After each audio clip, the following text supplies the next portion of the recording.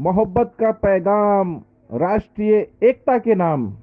अल्हम्दुलिल्लाह हमारा प्रोग्राम कामयाब हुआ।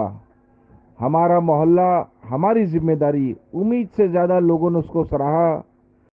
और ख़ास करके मैं शुक्रिया अदा करूंगा वाई खान फाउंडेशन के फैजुल्लाह खान साहब और रॉयल ग्रुप के जो यंग लड़के हैं जिन्होंने इसको कामयाब बनाने के लिए पूरी कोशिश की। पैगंबर मोहम्मद सल्लल्लाहु अलैहि वसल्लम ने फरमाया कि सारा संसार एक घर है, और आपने फरमाया कि पड़ोसी का हक ऐसा होना चाहिए कि अगर पड़ोसी की परेशानी से अगर महफूज न रहा तो जन्नत में नहीं जाएगा। तो हमारा पड़ोसी चाहे जो भी हो, चाहे मुसलमान हो, हिंदू हो, सिख हो, ईसाई हो, हमें अपने पड़ोसी का ख्याल रखना चाहिए। हम पैगंबर मोहम्मद सल्लल्लाहु अलैहि वसल्लम की इस हदीस पर अमल करते हैं, और हम मुसलमान का ये फ़र्ज़ है कि हम आपस में भाईचारगी, मोहब्बत के पैगाम जैसे हम देते थे, देते हैं और देते रहेंगे इंशाअल्लाह।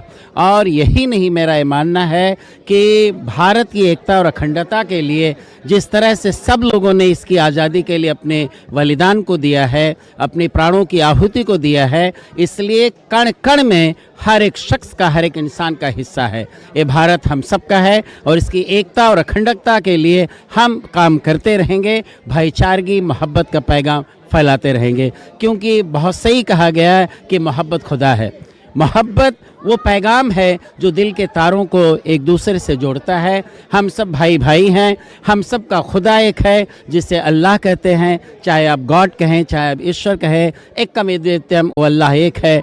कुल हुवल्लाहु अहद, अल्लाह तबारक व तआला फरमा दीजिए वो एक है। न तास्या प्रतिमा सी, उसकी कोई प्रतिमा नहीं है, वो फूलों में खुशबू की तरह है। इसलिए उस निराकार एक और अल्लाह तबारक व तआला को हमें उस निराकार है, उस सबको उसको मानते हैं और ये पैगाम देते हैं कि पैगंबर मोहम्मद सल्लल्लाहु अलैहि वसल्लम ने जो भाईचारगी का पैगाम दिया, यूनिवर्सल ब्रदरहुड का दिया, हमें लोगों तक पहुंचाना चाहिए। इसलिए मेरा ये संदेश है कि हम भारतवासी एक है, आपस में मिलजुल कर रहेंगे, इसकी एकता अखंडता के लिए हमेशा कार्यरत। आपको बता दूं, वो टीचर, वो उस्ताद, वो शिक्षक गुरु हो ही नहीं सकता अगर उसमें नफरत हो। जिस तरह से हवा सबके लिए है, जिस तरह से पानी जो बरस रहा है सबके लिए है, वैसे उस्ताद तो बरसते हुए उस पानी की तरह होना चाहिए।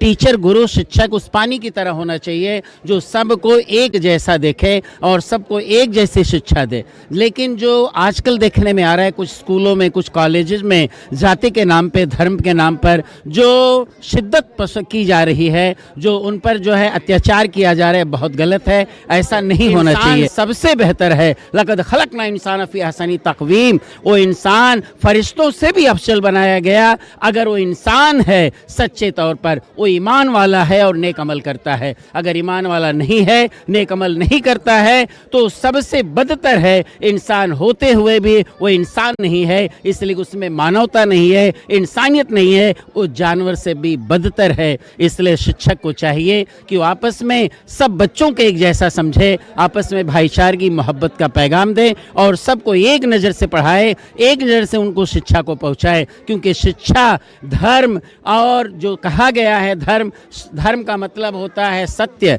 सत्य का मतलब होता है ट्रुथ का मतलब होता है हक। क्योंकि शिक्षा जब लोगों तक पहुंचेगी तब सत्य और असत्य के बीच में लोग फ़र्क को समझेंगे। इसलिए शिक्षा को लोगों तक आम करनी चाहिए, स्वास्थ्य लोगों तक, अच्छा स्वास्थ्य आम करनी चाहिए, और समाज सेवा जो हो रही है, ये 3 मुद्दे ऐसे हैं जिसमें हम आप सब एक हैं। चाहे वो हिंदू हो, सिख हो, ईसाई हो या मुसलमान हो, सबके लिए शिक्षा होनी चाहिए, सबके लिए अच्छा स्वास्थ्य होना चाहिए और सबके लिए समाज सेवा होनी चाहिए। यहाँ राम वालों को इस्लाम से बू आती है, अहले इस्लाम को राम से बू आती है।